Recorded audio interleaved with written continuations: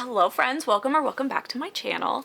If you're new here, I'm Emily and we do all things books on this channel. Today is a reading vlog. I try to do usually it's about 4 reading vlogs a month, and I try to vary them up, so if you ever see me do a book haul or talk about books and want to see a specific vlog, let me know.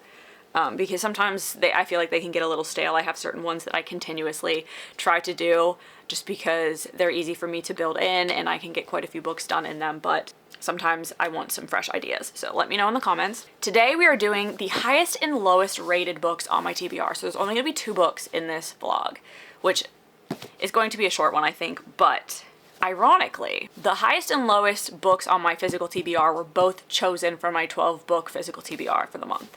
And I can prove that while we talk about them because I thought they were, and I did go through and verify that before obviously starting this filming this. But average rating on Goodreads, I'm on my physical TBR shelf. Top rated book, I don't know if you can see that, Mistborn by Brandon Sanderson. So reverse, The Curator by Owen King. Both of those books were chosen for my February TBR. So what a better excuse to do highest and lowest rated when they both were already on my list to read. So we'll start with The Curator because I'm going to read this second because I really want to read Mistborn. But this is I don't know how to describe this yet. I feel like it's going to be a fever dream. And I'm hoping not too crazy because there obviously is a reason it's the lowest rated on my TBR. Granted, it's actually a 2.94. I don't know if I've ever read, or I don't know how many books I've read that have been below a 3-star average rating. So I think this is just about the city where there's all these different types of fantastical elements and stuff that aren't normal. It's basically says at the top, a fantasy of illusion and charm where cats are revered as religious figures, thieves are noble, scholars are revolutionaries, and conjurers are the most wonderful criminals you can imagine. So I feel like it's going to be a lot of not what you expect kind of things, and I'm not sure. I think there's a girl who is trying to, so she's trying to find out what the mystery behind her brother's death. So she goes to work at this museum that is neighboring the place that she thinks the answer lies. The Society for Physical Research, where he worked when she was younger. And now the city that this is in a revolutionary upheaval, but she gains the curatorship of one of the neighboring National Museum of the Worker. So everything's not what it seems. That's basically what it's saying. I don't know. I feel like it's going to be a weird fever dream. I'm scared because of how low rated it is, but it could just be, I hope it's at least okay.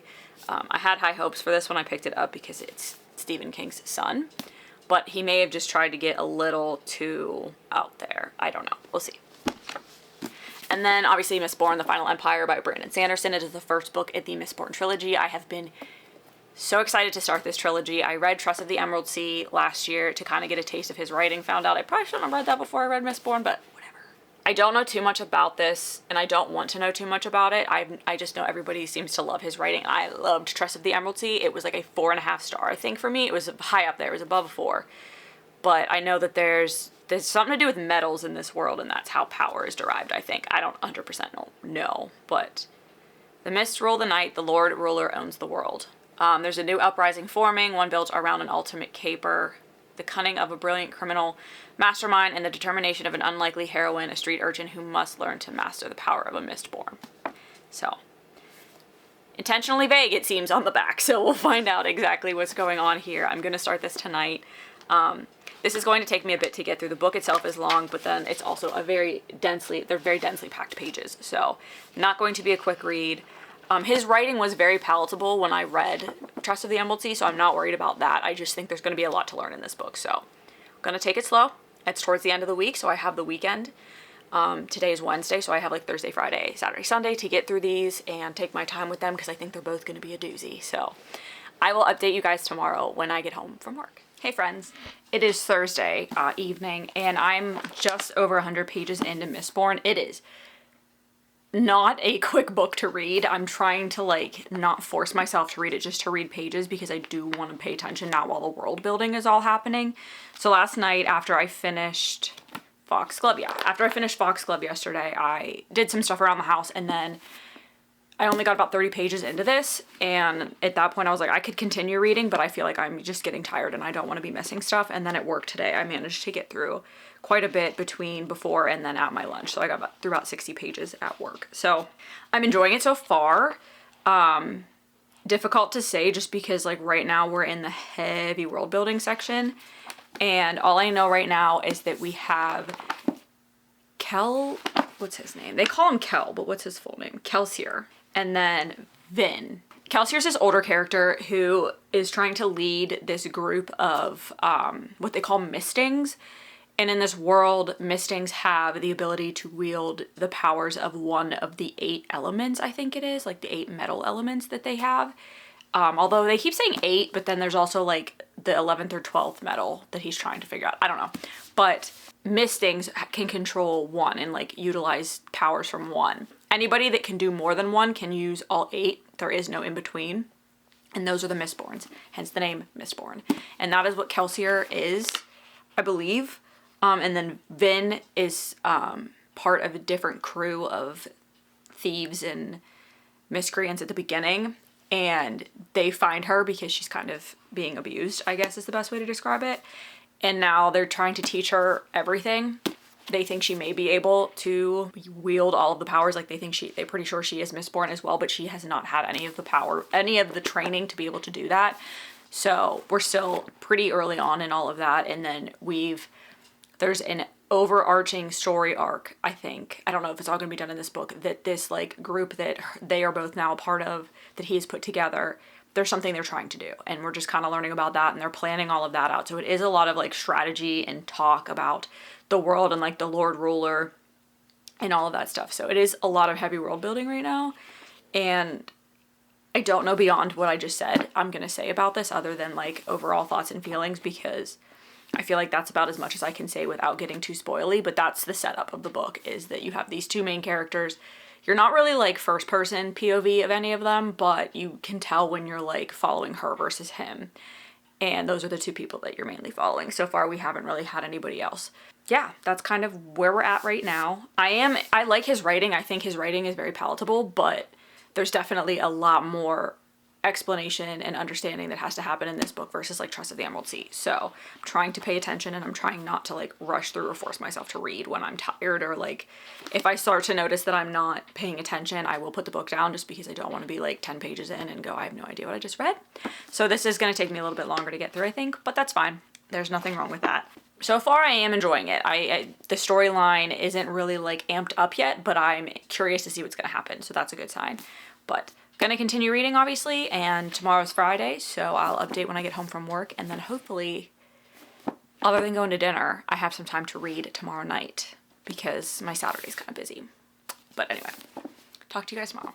Hey everyone, it's now Saturday. I did not update yesterday, mainly because I really didn't get a lot of time to read Mistborn yesterday. I'm on page 238, so I still have about 55% of the book left, I think. And I am enjoying it. I just like work was so busy yesterday. As soon as I got in, and I get there early, I had people in my office within like 5 minutes having me come down and help with something. And then I didn't get a lunch because my boss came down during lunch and we had to go look at something. So I just didn't get time to read. And then once I got home, because it was Friday night, so once I got home and I like after dinner and everything, it was late, and I didn't read too much of this just because I wasn't awake enough to, and I need to pay attention during this book. So I did pick up like a romance to read as I fell asleep, but I was like not wanting to do that with this. Still enjoying it.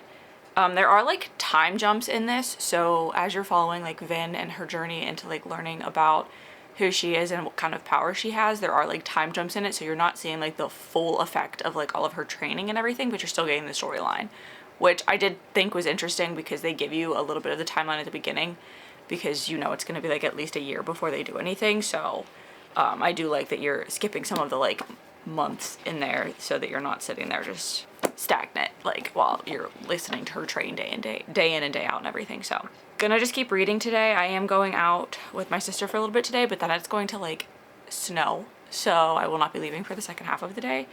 And then tomorrow's the Super Bowl, so I don't know how much reading I'm gonna get done in the evening, but I'm gonna try to read it during the day. And I'm really hoping to get this book through a lot of this book today, but we'll see. Like, I'm not reading it super fast because, again, it's very dense. But I am enjoying it, so that has helped speed it up a little bit. So I will update with you guys probably a little bit later today. So today is Sunday. I did not finish Mistborn last night, but I've got about 120 pages left. It was just like, the end is like turning into like how Sarah J Maas's final 20% of the book is chaos. That's kind of where we are right now, so I didn't want to get too deep into that and then have to put the book down to go to bed. So I did put this down kind of early in the evening, thinking I'd get up this morning and finish it out, and then I finished another book that I was reading. So still read, I just didn't read this one because I didn't want to rush the ending trying to get it before I got tired. So I'm on chapter 30.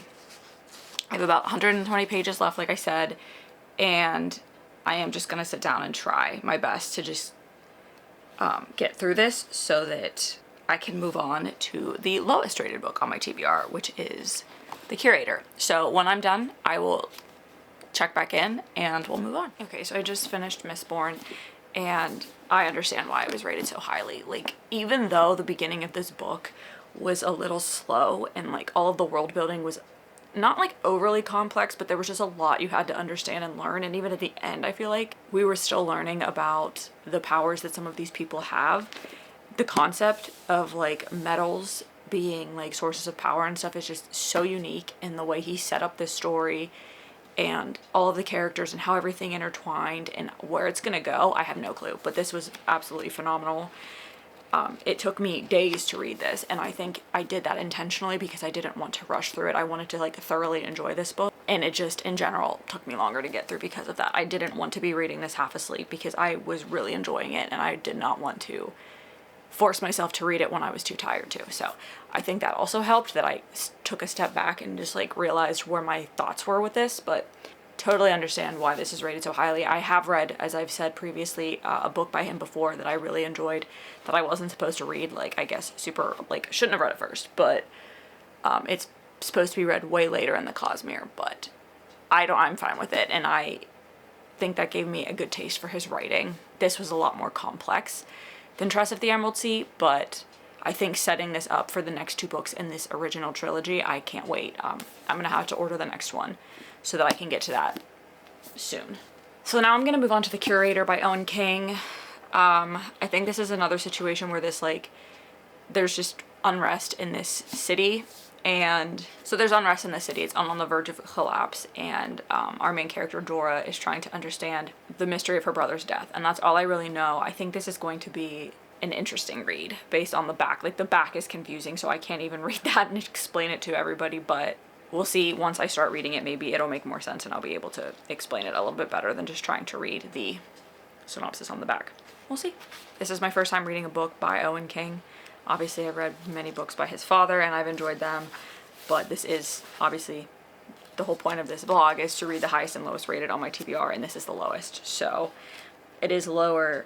The average rating is below 3. I can't remember exactly what it was, but it is below 3. So I don't know that I've read many books that have been rated that lowly on Goodreads. So we will see. Gonna get started on this, and then I will touch base later today. It is Super Bowl Sunday, so I don't believe I will be reading too much into the evening because I do want to watch the game, but we'll see. I'll touch base later. Okay, guys, I'm about to tell you something that I don't say often. I DNF'd this book today. I got about 120 pages in, and it was a task. I still to this moment could not tell you what this book was about, what the purpose of it was, what was going on, who our main characters really were. It was so difficult to even like pay attention because I wasn't interested because I had no clue what was happening. It was almost like it was written in a way that he was intentionally trying to be difficult. Yeah, so I don't know. I described it in my, I gave it like a 2-star on Goodreads because I wanted to put my comments out there, so I had to rate it. So I gave it 2 stars, and I said it almost felt like he was trying to emulate his father with the like whimsical and the like weird complex world, but he was writing in a way that was pretentious like Olivia Blake. And while those are 2 of my favorite authors and their writing styles individually I love, trying to put them together in the way that this happened, no. No. I could not care less about this book, and it is so hard for me to DNF a book, especially when I paid full price for it. Like, I paid $20 for this book, and I'm DNFing it. It is immediately going into my unhaul shelves. I'm not dealing with this anymore. I don't want to even look at this book because it was that uninteresting and that annoying to read. So 2 stars, DNF, however you want to look at it. Did not like this book. Totally understand why it was the lowest rated on my TBR, because a lot of people, when I went back to look at reviews, DNF'd this book. A little bit less than me. Like, some didn't even make it to where I did, and some made it a little bit further than me. But most people that DNF'd it around, like, between the 100 and 200 page mark. And it's like a 400 and some page book. So, that's where we are. On the other hand, 5 stars. Loved this book. This was the highest rated on my TBR, and for good reason. While it did take a while to get into it, I didn't find myself not wanting to pick it up because of that, which is what this felt like.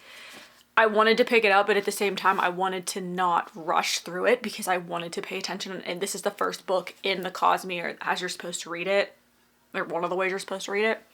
So I wanted to make sure that I was paying attention and I understood the story and I understood the characters in the world and everything. So I was taking my time with it. I was trying to not read it when I was like, my mind was elsewhere, I was tired. And I loved it.